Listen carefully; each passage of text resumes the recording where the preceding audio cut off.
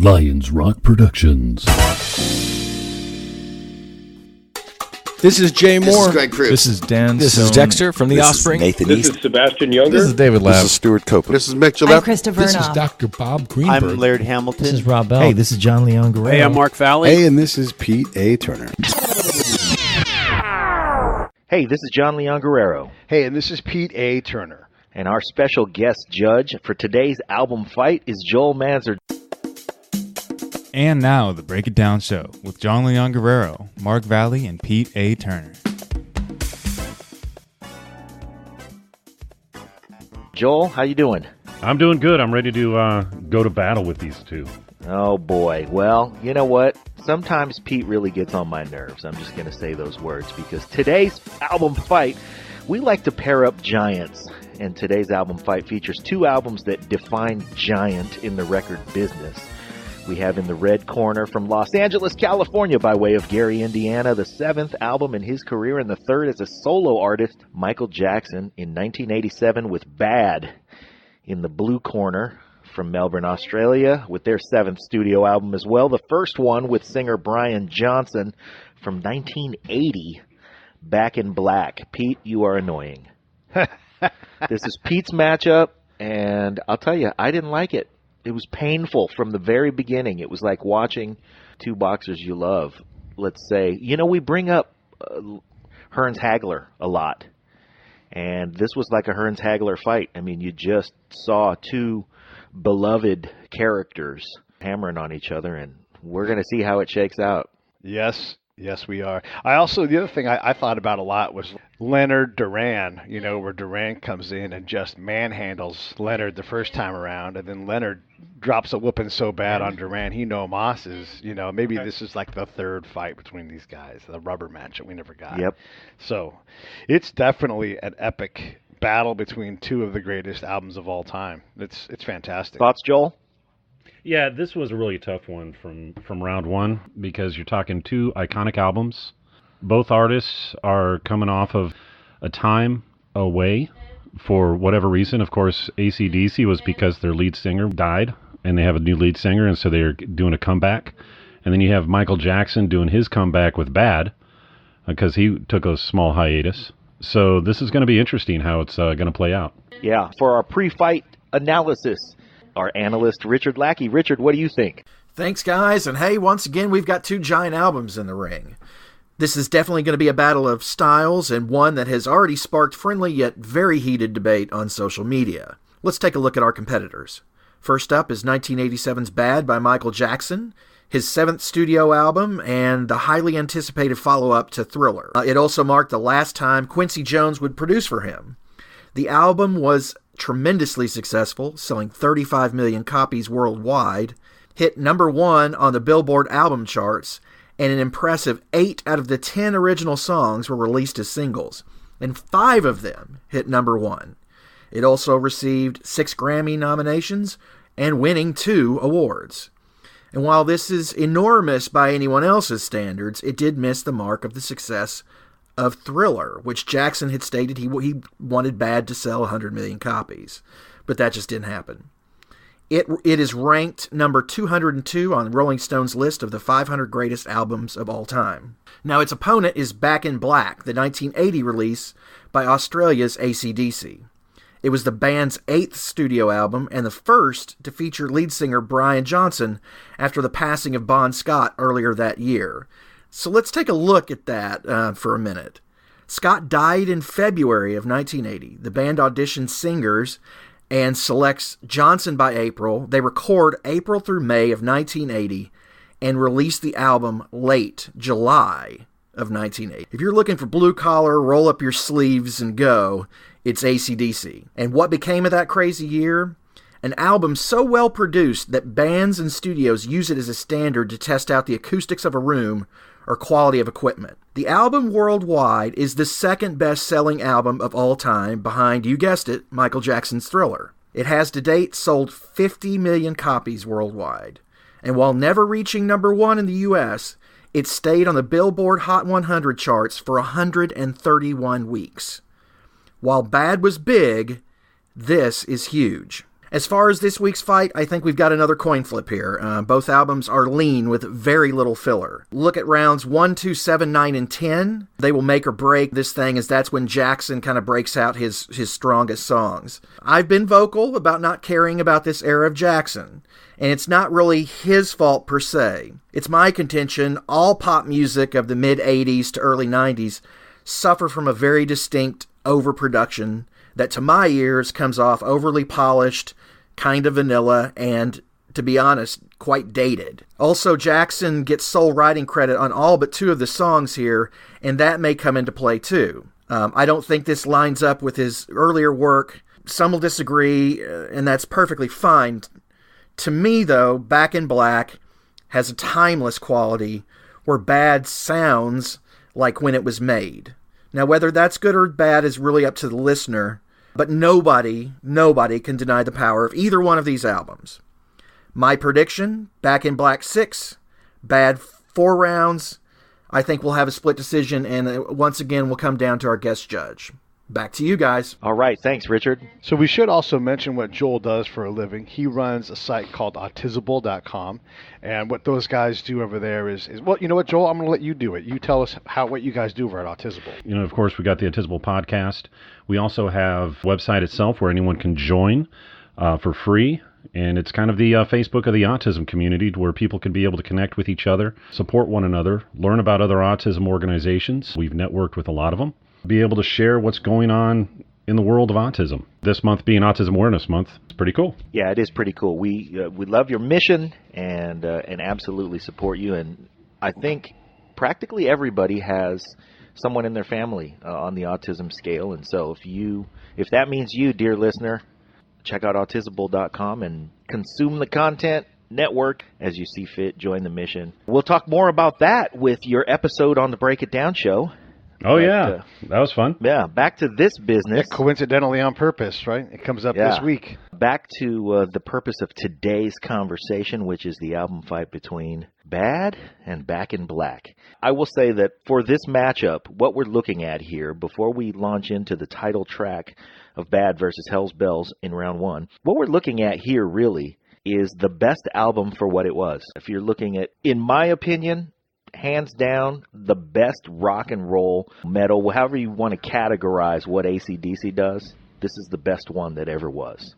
And I'm putting it up against albums like the Black Album by Metallica, you know, another great, Appetite for Destruction, just giants. This is the Titan among Titans. And then was Bad that? Well, I don't know, but Pete and I have often had this conversation where, were it not for Thriller, Bad may have been Michael Jackson's best album. Just by comparison, I'll say this is going to be down to what your listening preference is, and it's going to be, really, if I can use a simile, did you like Mark McGuire or did you like Ricky Henderson? Oh, man, You know, two different brands of baseballs, 2 different sets of talents, 2 different approaches to the game, and 2 different skill sets. And that's really what we're looking at here. So the thing about these 2 albums, too, is here's AC/DC. As we all know, Bon Scott had just died weeks before. And they wanted to, one, do what he would want them to do, and that's rock their fucking balls off. And so they go out and write that album, to and for their friend. And then Michael Jackson says, I'm going to write an album that's bigger than Thriller. It's going to sell 100 million albums. I mean, that's... Can you imagine?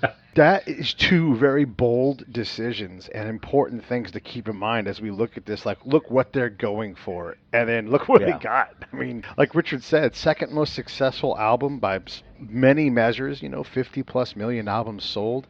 Wow, excuse me. Yeah, you sent your friend off in style. The best memorial album ever? I mean, that's easy to say, right? That's really easy to say. Yeah. And the other thing is, so one of the things, as Richard brings up, units sold and impact commercially, and there is something to be said for the way that the world perceives your work. I want to say that Bad was number 1 on the charts in Austria, Canada, Japan, New Zealand, Norway, Sweden, Switzerland, and the United Kingdom, as well as in the United States. And Back in Black never reached number 1 on the charts, but it stayed on the Billboard chart for 2.5 years. Both of these albums put tracks back on the charts, though, more than 10 years after their release. Yeah, as well. and that's the other thing is that Because they they're keep that rearing their fucking head good. on the chart for, some reason or no reason at all. Who knows? But Well, they also not only come back like decades later on the charts, but you see the music also popping up in movies. You see them popping up in the music popping up in commercials and movies and TV shows here and there, just out of nowhere. And then that resurgence just brings it right up back into the fold. And I You think know, the into reason the- that it gets away with that, speaking for both records, is that these albums had songs that did things for us emotionally that we can recall so vividly, so clearly, and they spoke to so many people in such, with such clarity and such impact. As we went through, and, I know we're going to talk about this round by round, and I have a feeling you guys are going to say the same thing, but there were songs I hadn't listened to in a while, and as soon as I put them back on, I went, and they just brought me back to an emotional place. The other thing that I'm going to say was tough to separate myself from in terms of being subjective is that we have friends who played on Bad.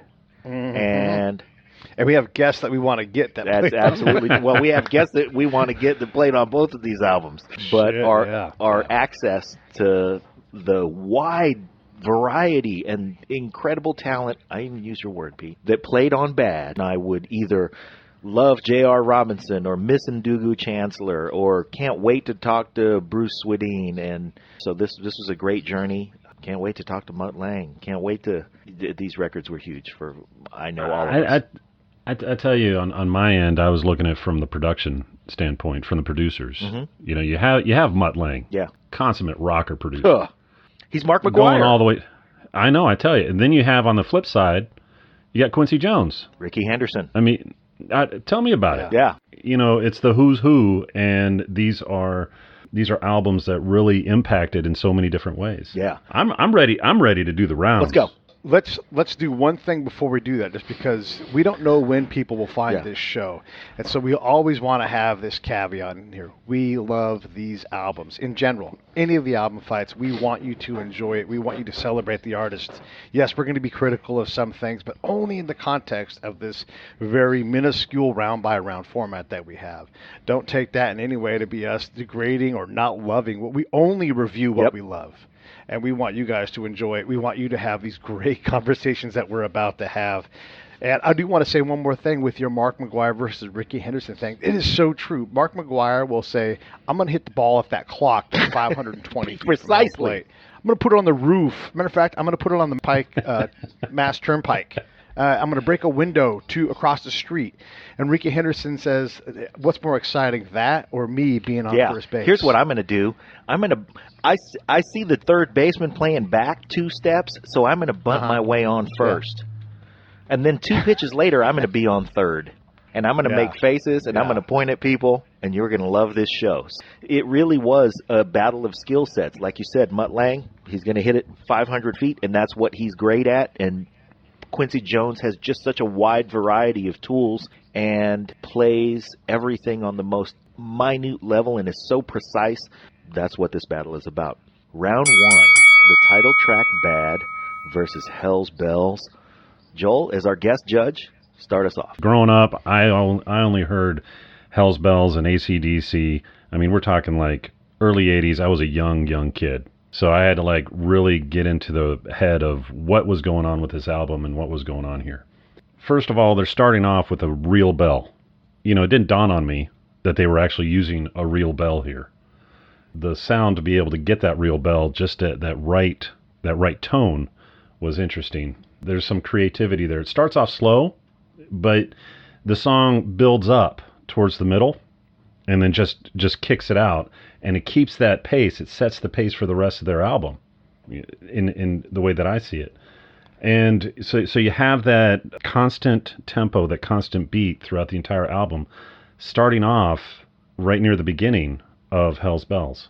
You might have a little bit slower, a little bit faster here and there throughout the album, but this song sets the pace. You mentioned, all these baseball references. I mean, this song was the baseball song when those relief pitchers come out onto the field. It has that longevity there. For me, the only challenge that I had is that I wanted it to be just a touch faster. One of the challenges that I personally have with Brian Johnson, every once in a while, as iconic as he's become since this album, it's always made me worry that he's killing his vocals. Wow. So, but he doesn't. He never did kill his vocals. But that was the only criticism that I ever had with him. But he just nails it with his song, and he nails it with I could not put this any lower than a 9. I had to give it a 10. Fire away, Pete. Yeah, I'm with you, Joel. This Hell's Bells starts off. So let's point out a couple things. That is a real bell. That's a bell they had made. They're like, we're going to put a bell. As a matter of fact, put our logo on the motherfucker. So this is a world-class bell. It rings 13 times, and that is the theme of this album. You know, what is this? This is a rock and roll album for their rock and roll brother that had gone. And if you want to ring a bell that's loud enough to go all the way to hell so Bond can hear you, because clearly Bond is that's where rockers go. That's what they do in this song, and it is not only is this Trevor Hoffman's entrance song, you know, from when he comes and relieves the game back when he played, but it's also a song people enter the ring into because it's terrifying. And look, we're going to say this a lot, so I'm just going to go really quick. Wow, all of the people on this this band fill up a lot of space. It's 5 people. Maybe you add in 6, maybe add in the lyrics, but Jesus Christ, this is a motherfucker of a song.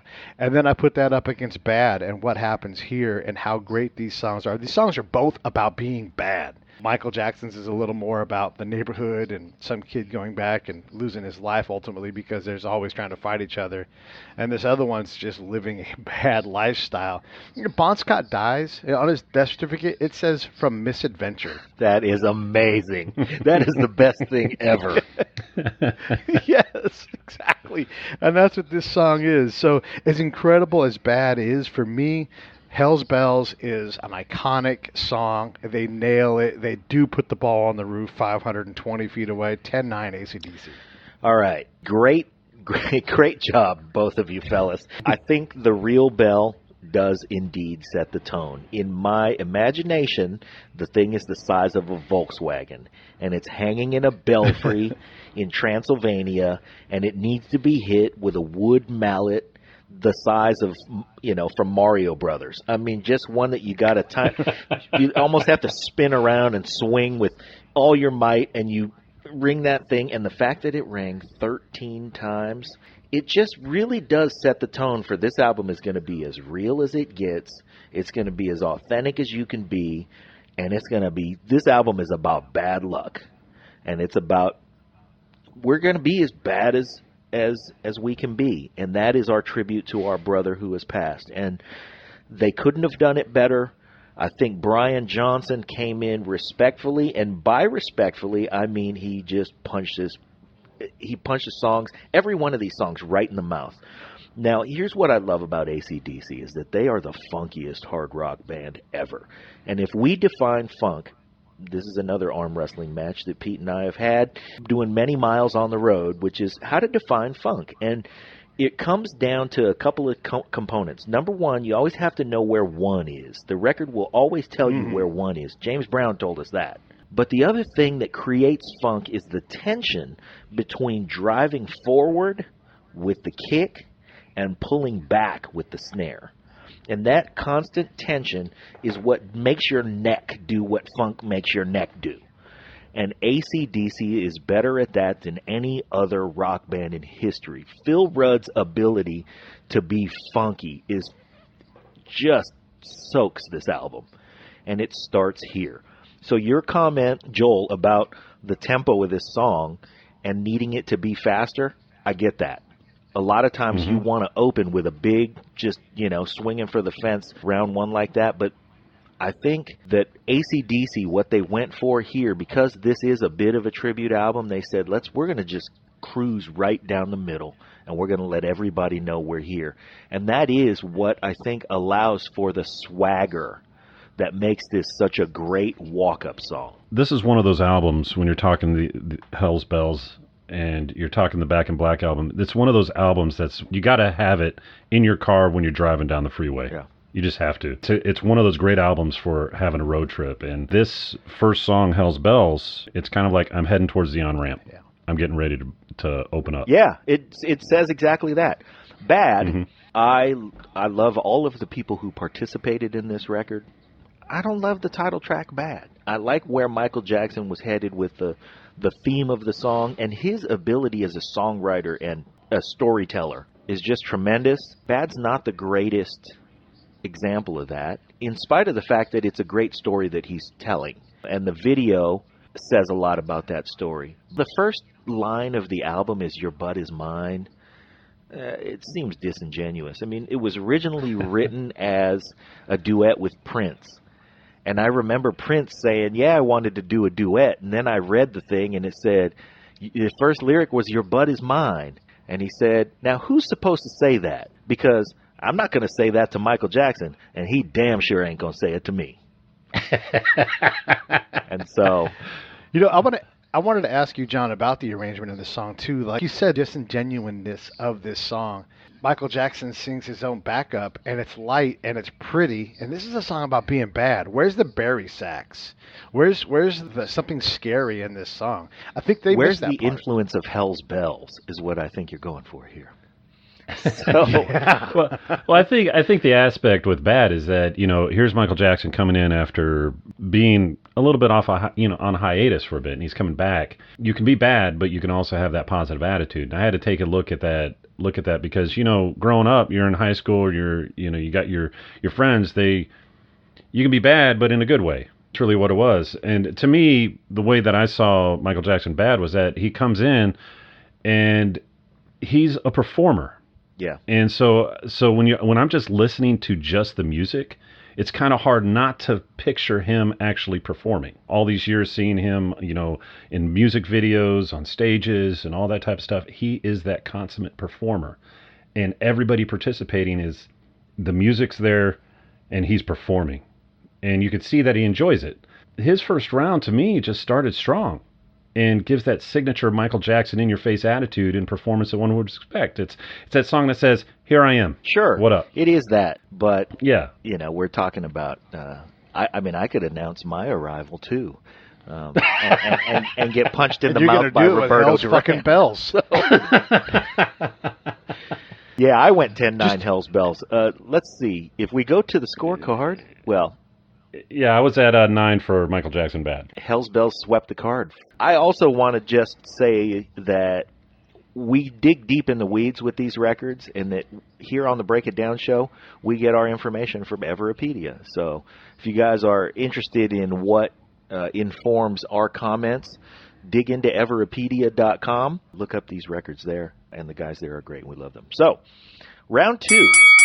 The Way You Make Me Feel versus Shoot to Thrill. Pete, what do you think? Well, when I think about Michael Jackson, I think about this song in particular. I mean, a lot of other Michael Jackson songs as well. And like Joel said last round, this is what Michael brings. As Quincy Jones is Ricky Henderson, but so is Michael Jackson. I think of images, sounds, songs, dance moves, all of these things. Like when he grabs the mic, he dances. So it's all of these things that hit you. And I try to just listen to the music and read the lyrics when I do my fight rounds, but no matter what, Michael Jackson has put himself in my brain. And that's a big, powerful thing to remember, that he's created this space, these feelings, with these images, with those dance moves. And who hasn't tried a Michael Jackson dance move? Everybody has tried to moonwalk or to any of the other things. So that, for me, made me go, this is him getting it right. He's firing on all cylinders. And oh man, I just love this song. Is so good. Now look, there's a lot of dated sounds in this, and when I'm critical of Bad, sometimes it's because it's the evolution between Thriller to Bad, and Bad is a transition. It's sort of like Empire Strikes Back, where it's transitioning. You have to hold some of the old stuff, but you're also bringing in these new things. And when I'm critical of The Way You Make Me Feel, it's because of that, because some of these things just don't hold up well. On the other hand, Shoot to Thrill, I have very little negative to say about it. It's an epic song. It's not the best 3 of their songs on this album, but it's really damn good. The line, too many pills and too many girls, yeah, that's what Bon Scott would do. I mean, the guy dies from misadventure, and that starts with too many pills and too many girls. So this is a rock and roll song. It's just a cut below The Way You Make Me Feel, 10-9, Michael Jackson. All right, this is, once again, to bring the Mark McGuire analogy in, it's a home run into the second row of the first deck. It just clears the wall. Shoot to Thrill is a great song, and any rock and roll band out there would love to have an album with a song this good. But it's not the best song on Back in Black. So, on the flip side, bad with The Way You Make Me Feel to bring the shuffle back to an R&B record. I think that R&B records had forgotten about the shuffle for a while. And for Quincy Jones to say, hey, you remember how we used to do it with Count Basie? You remember how we used to do it? And bring back a piece of black music that had gotten forgotten for a while. I mean, name an R&B record that had a hit with a shuffle from any time in the 80s. I challenge anyone out there. And, you know, sure, you guys can take the time and do the research, and I'm sure you'll find something. But there weren't many. And The Way You Make Me Feel was that. The video was great. The dance moves were great. They actually built at Westlake Audio a stage within the booth so that Michael could dance while he was singing and recording because it influenced the way that he sang. Yeah, that was a great idea. I had The Way You Make Me Feel 10-9. What do you think, Joel? Well, this round was Michael Jackson continuing the attitude, the confidence of round one. And he was sliding around with the lyrics and having fun. You can hear that as he feels best when he's performing, even in the studio. You could hear that. To me, this round up against AC/D's Shoot to Thrill is kind of like Muhammad Ali delivering jabs, floating like a butterfly, stinging like a bee. Yep. You know, and he just was rolling with it. Is just an all-around signature Michael Jackson song, and of course he throws in his hee-hee. I can't do that. That's too high of a tone, too high of a note for me. I found myself moving to the rhythm by the end, even though it is a song you can hear a lot of the 80s influence in there. You know, it's definitely a song of the time. The upbeat tempo and the attitude sticks, and AC/DC really slammed with Shoot to Thrill, but putting these two up against each other for me initially was a bit of a slugfest. I give this one a 10, Shoot to Thrill a 9. AC/DC, you know, they're still hitting hard on the drums. That faster beat that I wanted in round one was getting there here in round two. If I was on the interstate, I'd be ready to gun it. However, that being said, the lyrics of Shoot to Thrill themselves are a great part of the song, but it's also its Achilles heel. The challenge when you're dealing with Shoot to Thrill is that in this day and age, when you're dealing with the topic of guns, you're kind of limiting where this song can actually be placed. So, you know, you see it in Iron Man 2, you see it in other... If I was going to play this song and blast it on my stereo in my car on the road, I would get the oddball look. It's just the nature of the time. But other than that, both great songs, but it was a 10-9 with Michael Jackson. All right. We're at round 3. Speed Demon versus What You Do for Money, Honey. With Speed Demon, we see some interesting craft from Michael Jackson. I always like a backbeat that's got a, for lack of a better thing to call it, like a cowbell type sound. My friend and former musical co-conspirator, may he rest in peace, Mel Carter, taught me the concept on a song that we did at Rhythm City in the early 90s. But Speed Demon drops out the traditional dance groove and gives us a different listen, a different feel from Michael. You know, it's an interesting thought. It's an interesting experiment. It's kind of a fun song about driving fast. What You Do for Money, Honey.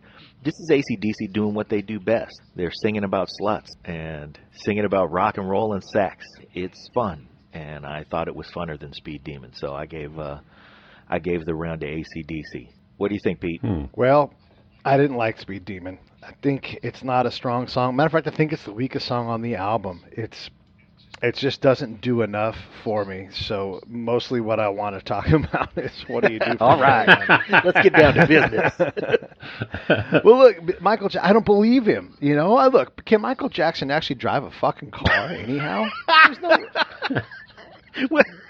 We've gotten down to questioning whether he could operate an automobile. Yeah, I mean, look, he tells me he's a speed demon. I say, maybe you hire someone to drive around fast that you enjoy. Oh man. But the thing is I never doubt that AC/DC actually does like they're autobiographical, and because they are rock and roll. That's the problem. Is Michael Jackson, when he doesn't get it right, he tries too hard. Him and Quincy try to do too many things, and Richard talked about the overproduction side. So they just do too much stuff. And though I don't consider the video, I think the video from this song is exactly what I'm talking about. Like, it's stupid. It isn't entertaining, and I want to turn it off. That's how this song is. It's not great. I don't believe him. And for the first time in this fight, I'm worried that Michael Jackson might be trying to do too many things and trying to sell 100 million albums. Whereas I really believe that one night, Brian Johnson sat in a bar and talked to a gold-digging chick who's like his best friend. He's like, "How do you make your money, honey?" And she's like, "Yeah, I go out and I work. I get these dudes and I wring every drop out of them, and then I leave them sitting there with their mouth open, and there's always another dude." I know he met Totally that girl. believable. And totally, they did coke together. Yep. They had a great time, and she went on to the next dude. Like, that's what she does. I absolutely believe AC/DC. I do not believe Michael Jackson. 10-9 AC/DC. Perfect. Joel. Wow, you might actually make me want to change my score a little bit. Man, I'm looking at it from the lyrical content and creativity and some of the performance. It was a little bit tougher for me because, quite honestly, I was more onto the Michael Jackson side than the AC/DC side growing up. So I had some memories that are coming back, as I'm listening to these songs. Kind of give you a little bit of an idea, trying to remain objective. To me, both of these songs are kind of like they hit round 1 and round 2 in the album, and they're ready to rock. Both of these songs for AC/DC and Michael are kind of like, we're going to set you up for the next one. With AC/DC, what do you do for the money, honey? You're getting what you expect from Brian Johnson in the band. You're just getting that. But at the same token, to me, it's kind of like I already got 2 songs prior to that kind of go on that line.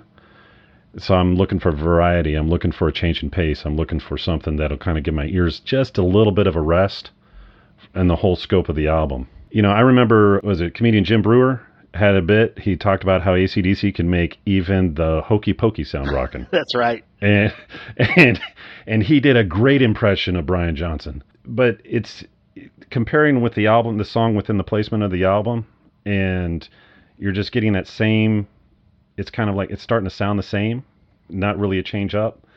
Whereas Michael here, it is a little bit overproduced slightly with Michael's song. It's a quintessential 80s with a lot of synthesizers and slightly overproduced. Creativity-wise, it makes me rank it just a slightly bit higher. Now, is it believable, Pete? Probably not. But Michael wasn't looking for, everyone knew him as an artist, not as, your quintessential, rock guys like AC/DC, where they're going to go do it. Michael's like, I'm all about the art. With both of them, you get what you expect, but I think album-wise, where it's placed in there, Michael Speed Demon, yeah, it's fast, but it's shifting. You see the shift and you hear the shift in Michael Jackson's song with Speed Demon, and you're still getting the same pace and the same tempo and the same style. It's just a slight edge, and that's why I gave Michael Jackson 10 and AC/DC 9.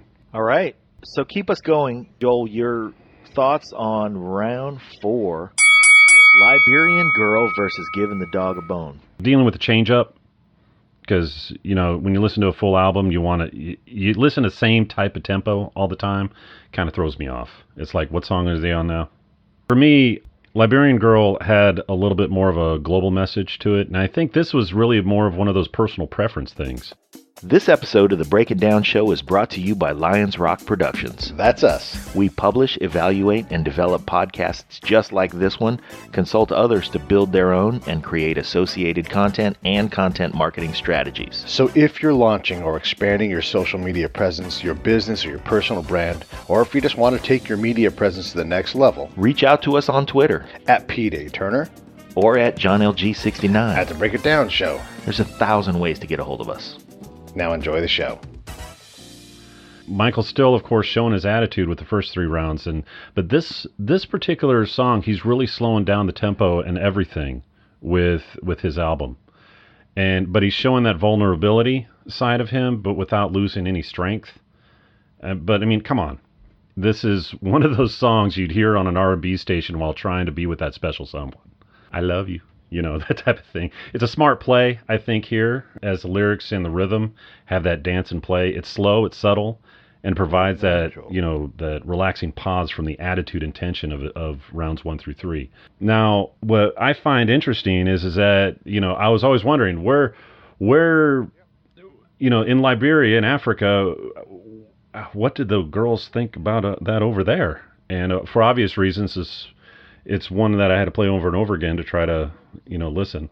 But I got to give them some creative marks for adding some Swahili chants and making the sound more of a global appeal.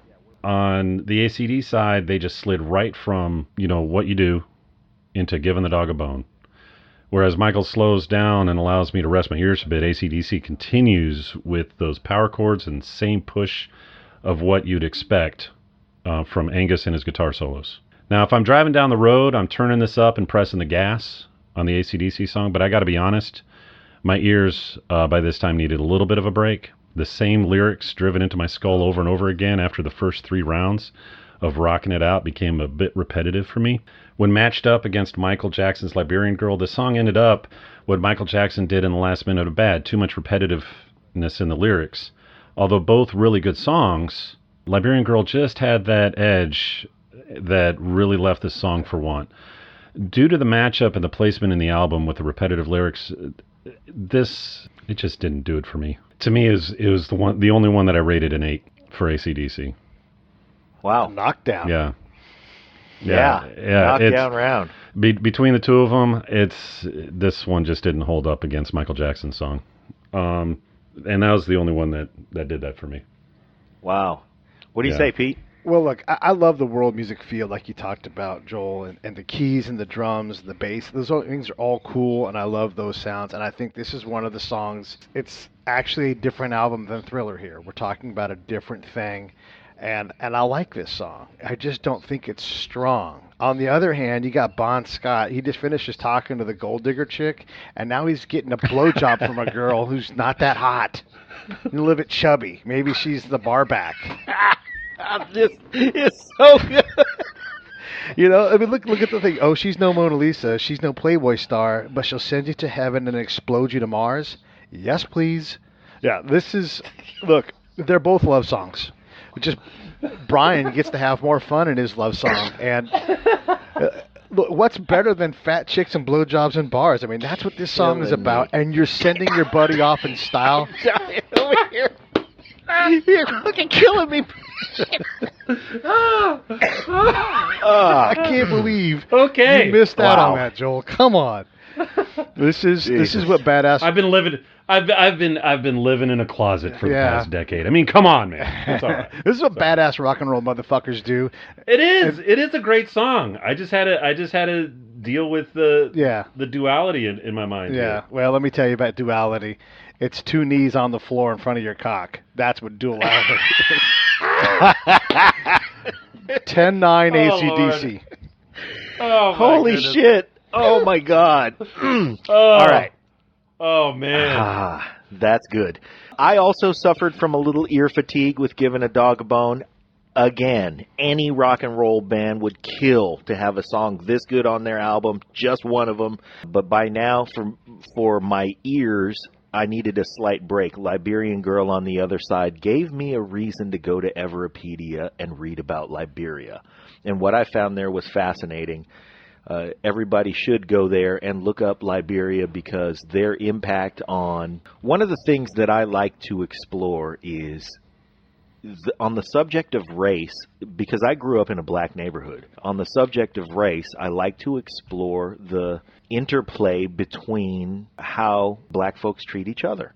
Because as important as the discussion is among all of the other races, I got to experience the subtleties, and they are fascinating for the study of human beings. And Liberia is a great example for what seems like a specifically terrific idea that was not thought through or played out a little differently than I think people thought. So For the fascinating topic, for the tender love song, for the change of pace on the record, for the use of tools that the AC/DC toolbox just didn't have in it. I went 10-9 Liberian Girl.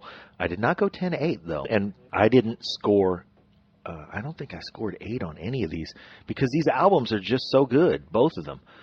Round 4 went Liberian Girl for me. Round 5, Just Good Friends versus Let Me Put My Love Into You. Kick it off, Pete. Well, now that Bon Scott's had his blowjob in a bar from a fat ugly girl, he's going to put his love into her. So Just Good Friends is a good song. It's dated. It's 80s. And when Richard talks about overproduction, this is exactly what he's talking about. Look, you got Stevie and Michael in the room. What the fuck with all the extra shit all around those guys?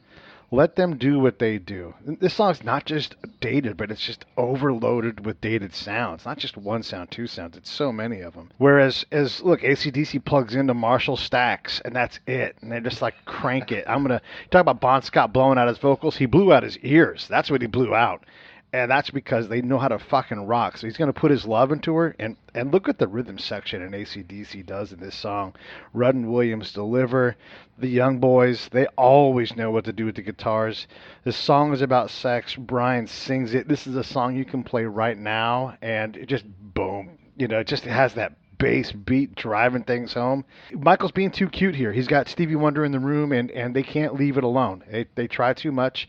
If those two are in the room, you have to get it right, because we only got so many times when Michael paired up with somebody else really brilliant like that, and this is probably the worst showing out of all of those attempts. I can't see my way through to anything other than 10-9 AC/DC. All right, Joel? I couldn't agree more, but my score was slightly different. But I completely agree.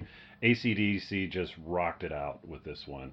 It was a strong song, throwing out those guitar solos and the drummer jabs that Michael's Just Good Friends is just wearing Michael out on this. If you're going to put them up in a ring, it's clear in this message, and the beat just keeps playing on. Score for AC/DC was 10. Michael, I completely agree as well.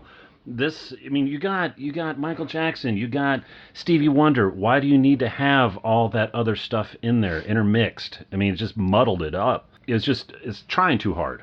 Is one of those things. There was a review that I read that I agree with by the Rolling Stone, is that the song is the only mediocrity on this album, and I agree. It's the vocals were fine. Why did you have to add all that other stuff? I do have to say, though, that Michael Jackson's trying to pick up the pace from Liberian Girl. The tempo's a little bit increased. And you do have Stevie Wonder there. You hear his influence. You hear his vocal runs. Honestly, I wanted to hear more of Stevie singing as his voice pushed through the arrangement more than Michael's did. But that's the point of this song. Each singer is battling over a woman. But the production of it is just very much an 80s song. I don't think, longevity-wise, it's just very dated. And the other thing, too, is, Michael didn't write it. It was written by Terry Britton and Graham Lyle. It was one I think that he was just trying too hard, on this. And I think too many Chiefs getting in there and kind of muddling it up. A good song overall, but to me, comparing it on the album bad, it just did not do well for me. It was an 8. All right. Let me put my love into you. There is no more universal and timeless theme in rock and roll music than me wanting to put my love into you. That's it. So all the things that we think are dated about Just Good Friends, yeah, I love you, Stevie Wonder. Everybody, get out of Stevie's way. Because of the universal theme, because of the timelessness, my ears perked back up and said, no, we don't need a rest. This is a song about fucking. Let's finally. So, yeah, exactly. So 10-8 for me, because that's really where AC/DC needed to go. I hear you guys. And it was great, and I respect the score. But just the presence of Stevie Wonder and his performance in there. And Michael's performance was good, too. But the presence of Stevie Wonder for me, you don't knock Stevie Wonder down in my book. So there's my book. My book gives it a 9. But still the win goes to Let Me Put My Love In. To be accurate on my end, my scorecard, I have 10-8 also. I actually knocked down Stevie. Sorry, Stevie. I am fighting a blind guy, though. So, bit of an He's unfair using advantage. the force. Yeah. I wanted to hear more of Stevie Wonder in that song because his voice just powered through a lot of the arrangement. Michael's ended up getting a little bit drowned out by some of the arrangement. So I think the arrangement is what killed it for me. Yeah. The main fault involving Stevie's performance had nothing to do with Stevie.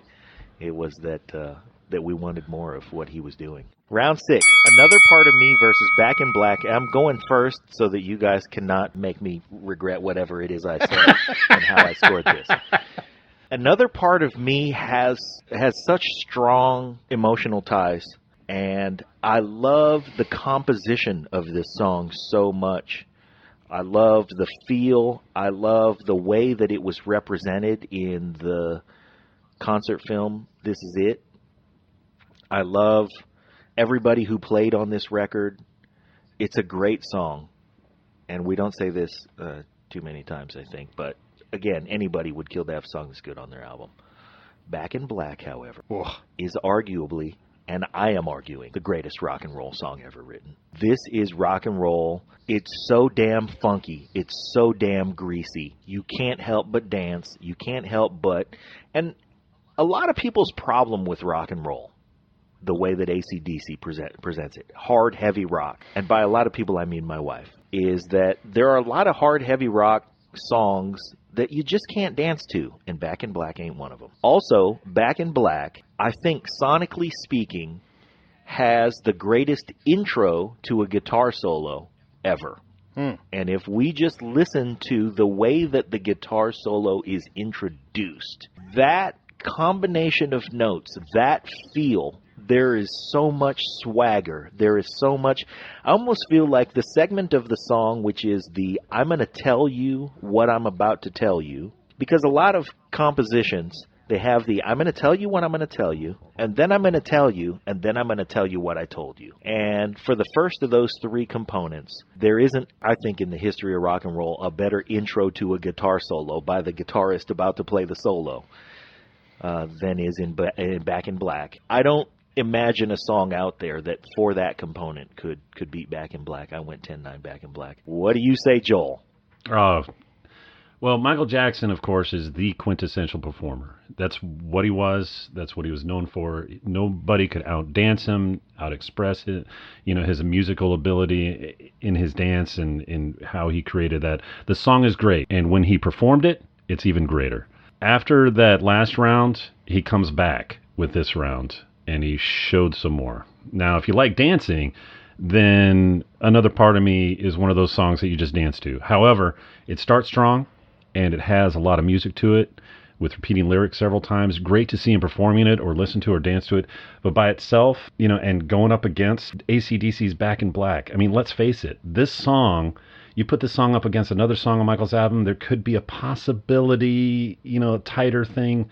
This was a little bit of a no-brainer because, like you said, with that guitar solo, that little intro. I mean, for crying out loud, in the first 2 seconds, you know what song it is, even without the full guitar lick starting. The guitar lick just goes right there, but those first 2 seconds, you know it, and then just the guitar solo hits, and that just confirms what you already knew was going to happen. It's such an iconic song, and it's still strong to this day. Now, for a comeback album, after their lead singer died, Brian wrote and delivered this and did well. The beat is mixed up just enough to provide that right break, bass, guitar, that whole is produced very well in its simplicity. And the guitar riffs balanced out the vocals just right. For this song in the album fight, it's a no-brainer. As I said, a 10-9 with AC/DC on this. Nice. Anchorman Pete. Yeah, bringing it around, I'll point out that this also is two titans. You have to play at this level even to get in the ring. Again, we love Michael Jackson. We love AC/DC. And this is two of the best at their best. I mean, this is, if not peak, near peak Michael Jackson, and if not peak, near peak AC/DC, and these are among the best songs on these albums. So we're looking at, there can be no higher bar than these two songs going at it. I love Another Part of Me. I mean, this song gets there. The band behind him is awesome. Everything, the wonderful groove, you can always play this song and you're going to love it. It's a celebration. It's a song that makes me want to dance. And we've talked about that a couple times here. I love this song. He's finally bringing something really great to this fight. I love it. But Back in Black, like you said, John, I thought about making the same statement, so I'll let you have it and say I don't know if there's ever been a better rock and roll song.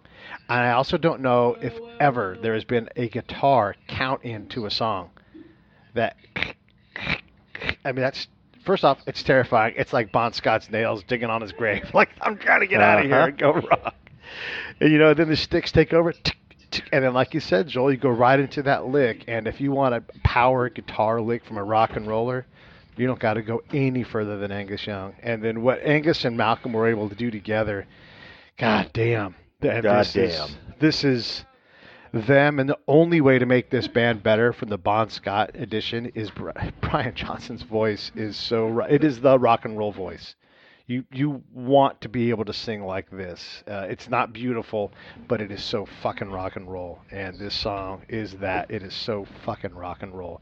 10-9 AC/DC. Nicely said. Another part of me is maybe my favorite song on Bad. Exactly, it's super great. So, yeah, and Back in Black Band. Nicely done, fellas. Round 7. Boy, oh boy. Man in the Mirror versus You Shook Me All Night Long. What do you say, Joel? Okay, now, to be quite honest, this was one of those to where it's really, really all about personal preference. It's the messages between each song. It's AC/DC. You give it 2 to 3 notes, you know what song it is. With You Shook Me All Night Long. Reminds me a little bit of Give Me 3 Steps by Leonard Skinner. You can actually probably hear a little bit of a nod in there to that. But this song is unmistakable AC/DC. You turn it up and drive. It's another down and dirty song with lyrics obviously sharing what Brian was seeing. And when he was writing out the lyrics in the Bahamas, the women and what he was imagining. To me, this is like Back in Black Part 2. Still as good, and still a good blend of what they would do as a band in years to come. I see both Back in Black and You Shook Me are those 2 songs that you see the band really starting to gel with what Brian is doing as their new lead singer. It's a tough call here, because then on the flip side with Michael, you got Michael taking a turn here. The previous rounds are all about others and him having that confident attitude or about how he loves someone. This is about getting real with himself. It's about that message of the song. Even after he died, this song went back to become number 2 on the charts, and it's been covered by countless musicians, YouTube artists, you name it. This showed that the song and message stood the test of time. It's tough. AC/DC and You Shook Me has a message of how good of a hookup a woman was. Michael shouts back with gentle humility with the message, start with yourself, don't be looking at all of the other things, start with you. In short, he goes with the message, I want to be a better man. Whereas, Brian is going, oh wow, look at her. I'm going to go get that. It's all about that message here. It's that personal preference of what do you want? You want the consummate rock expectation that AC/DC, or do you want to, change the world by changing yourself? And I think it's completely diverse here. Michael even took it a step up here, and it's that overall message of how each song and the message makes this round so defining to me. Michael didn't write the song, but he really owned it as if it was his own lyrics.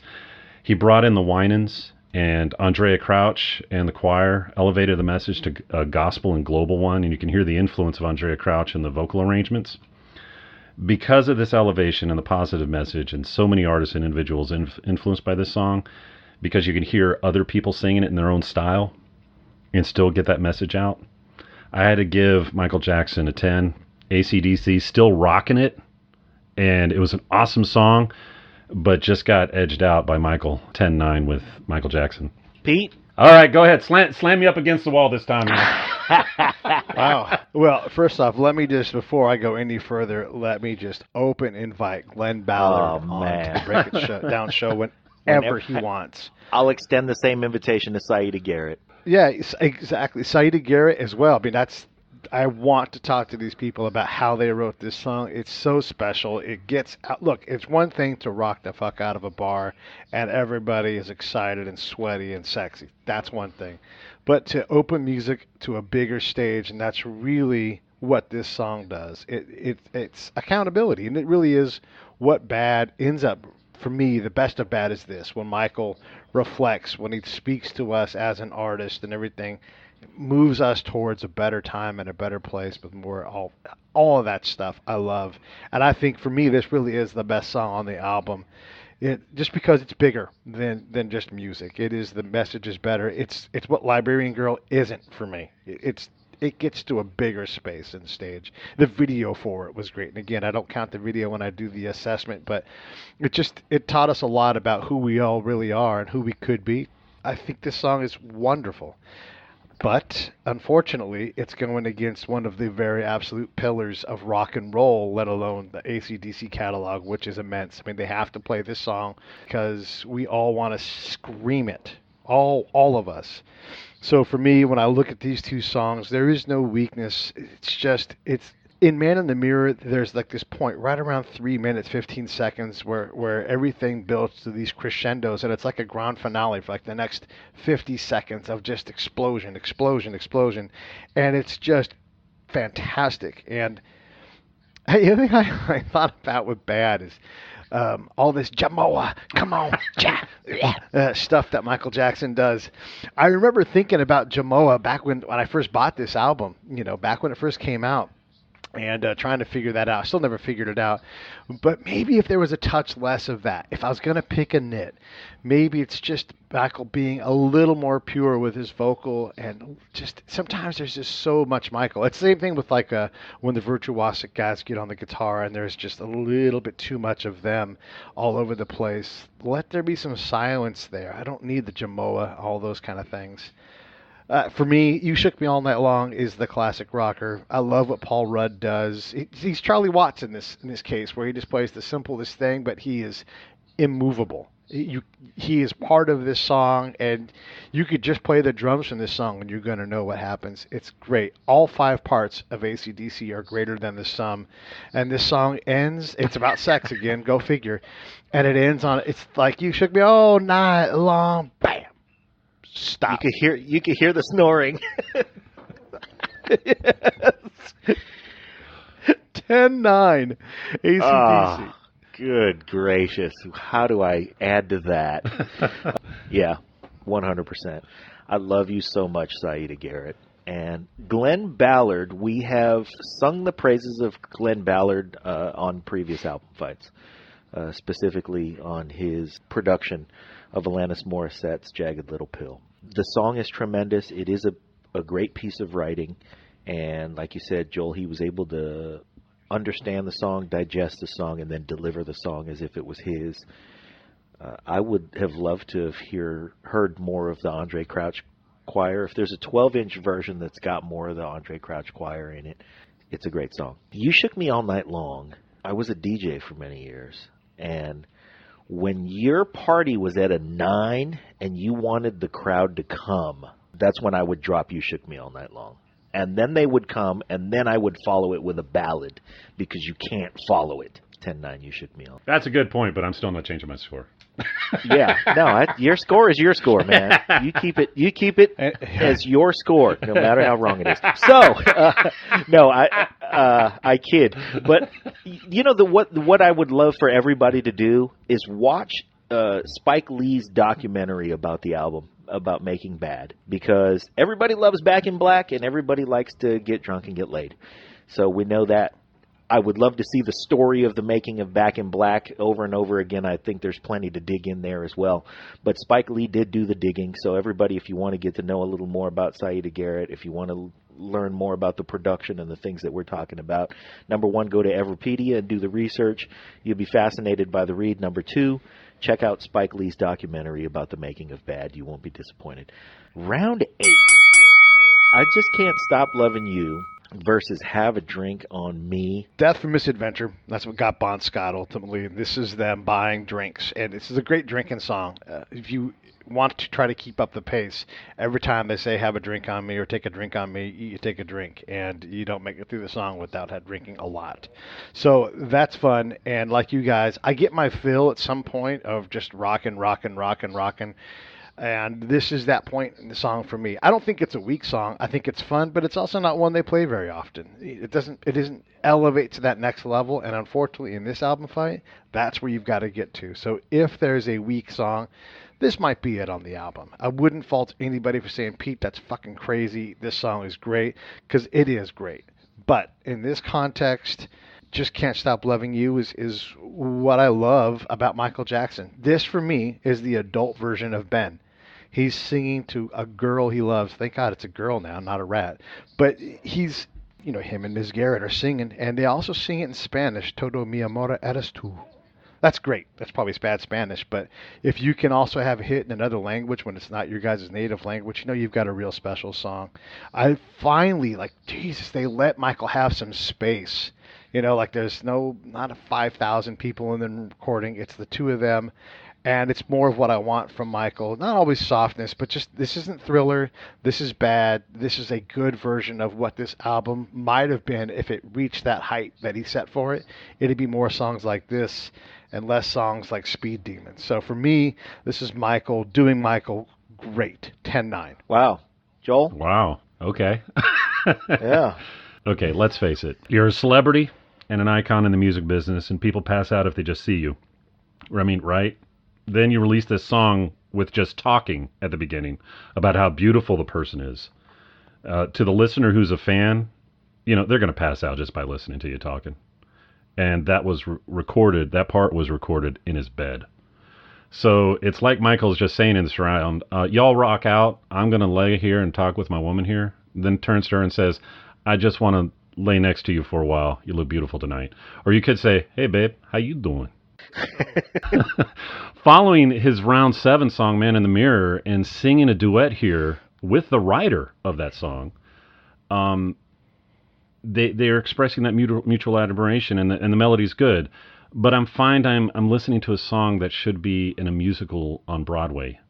That's just the way that I kind of heard it, and I was picturing that. I had to listen to it several times, and each time I appreciated it just more.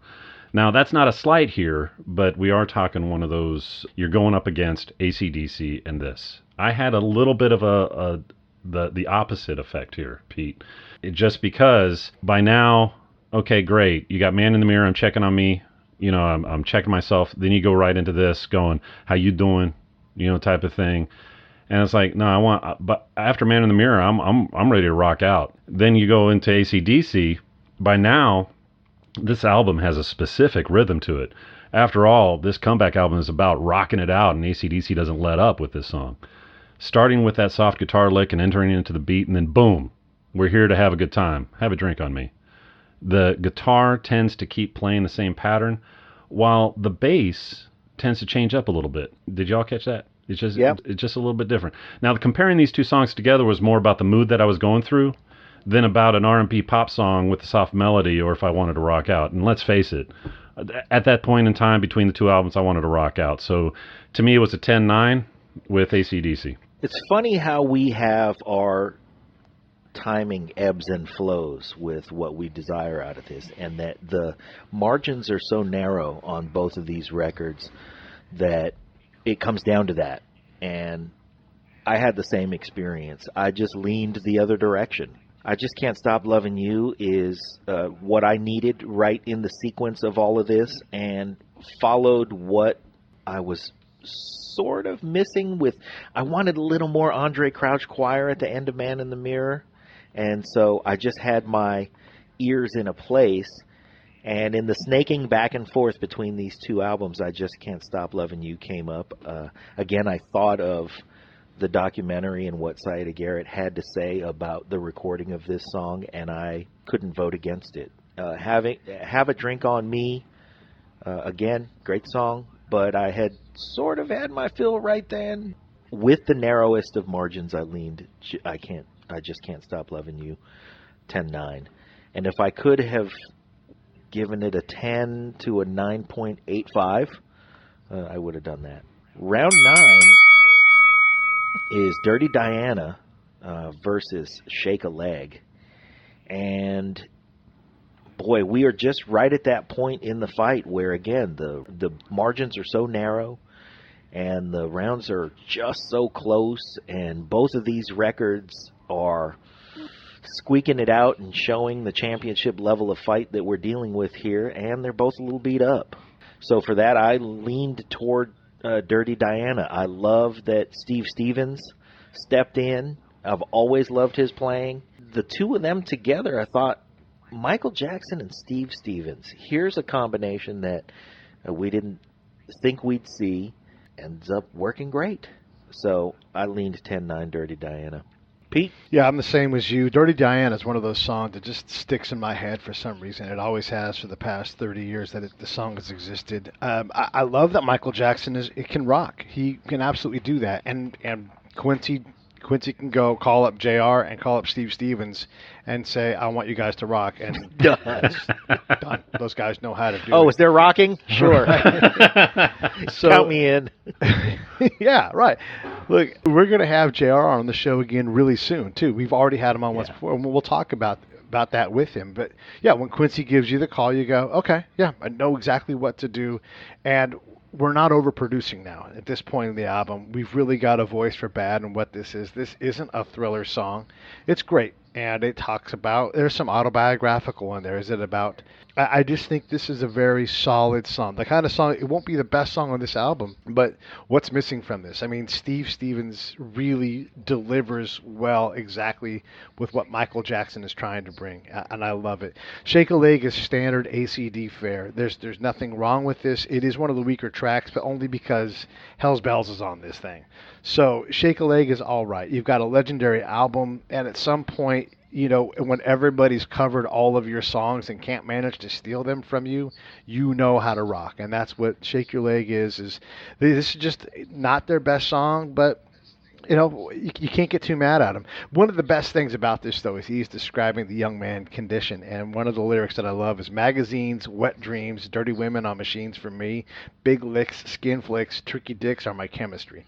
That's a great line, and it describes what it's like to be 14 and you're not quite cool enough to get a chick, and you're hoping that someone besides you will touch your dick. Oh, that's great. That's a great summary. Yeah.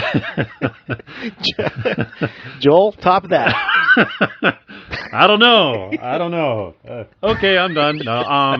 No, the with AC/DC, like you said, Pete, you're getting what you expect. Still, the pace of the album continues here, and as good of a guitar as Angus is playing and his solos here, it's a show-off piece where you can run through the notes at breakneck speed while competing a bit with Brian Johnson, repeating the same lyrics. Like you said, it's not one of the better ones, but it's good. They're essentially telling people, we're rockers, this is how we live, and if you don't accept it, too bad. Then you go up to Michael Jackson. Now, I got to tell you, I agree with you in regards to Steve Stevens. He steps in, and it's that gritty rock that the song needed to make it work. The beginning of the song's that switch up, with the song starting like someone just plugged in their guitar just to get started, and then boom, let's just plug in and go. And comparing this to Shake a Leg, yeah, no, this song is that uppercut in the album fight that makes this battle have a significant difference. To me, this on my end, with my scorecard, this is one of those, okay, I'm starting to see which one I like better.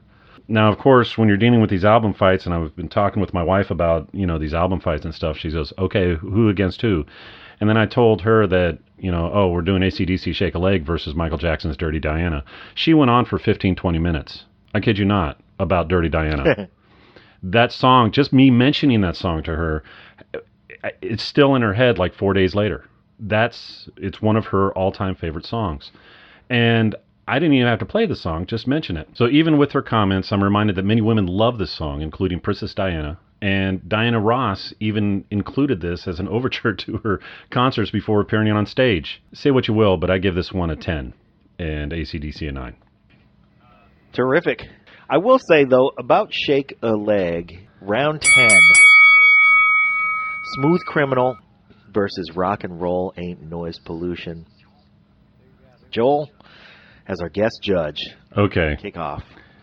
I don't know about you guys, but every single time I think of Smooth Criminal, I think of the video, the music video that goes along with it, his performances that go along with it, and of course the dance move with the anti-gravity move.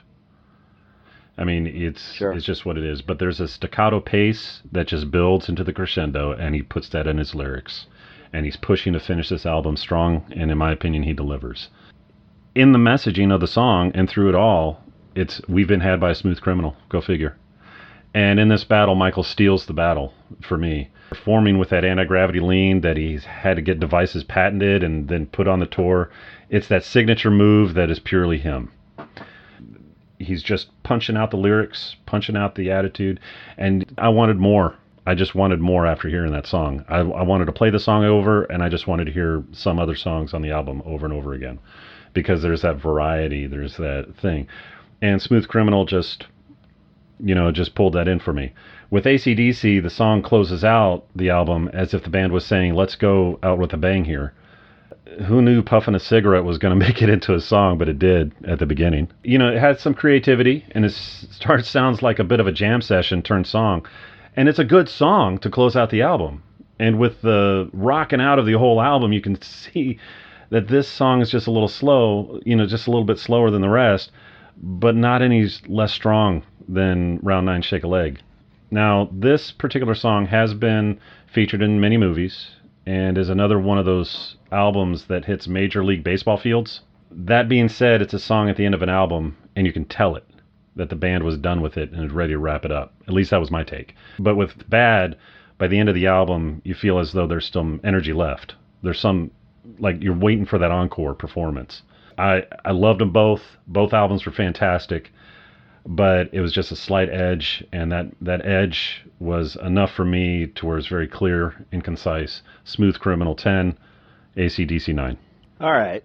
Rock and Roll Ain't Noise Pollution. I did not feel that way about it. I didn't think that it was a song at the end where the band was ready to wrap it up. I knew a guy in my youth named John Bartley who was a proponent of rock and roll, and a guy who was a welder, and he didn't have the most extensive education or the most expansive vocabulary, but he managed to say just the right thing so many times at just the right time that it just became a picture of simplicity for language.